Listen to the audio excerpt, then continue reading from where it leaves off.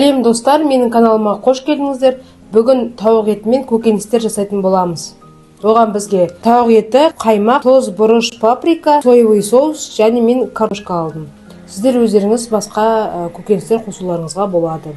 Және менде пияз. Ең барынша тауық етімізді мариновать етіп қояйық. Оған бізге 2 ас қасық қаймақ қажет. Дәміне қарай тұз, бұрыш және паприка қосамыз. Қаймақтың орнына майонез қосуларыңызға болады.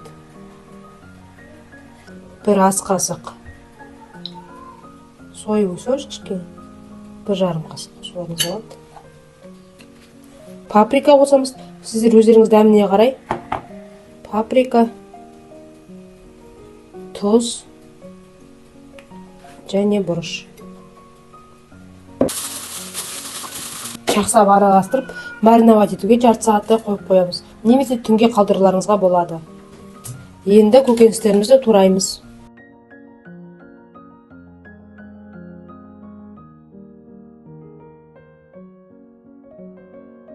Тауық етімізді духовкаға саламыз. Духовканың листіне пиязымызды саламыз.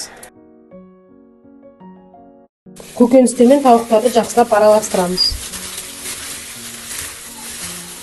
Бетін фольгамен жауып жарты сағатқа духовкаға қоямыз. Жарты сағаттан кейін бетін ашып тастап, тағы да жарты сағат қоямыз. Жалпы 1 сағат духовкада тұру керек.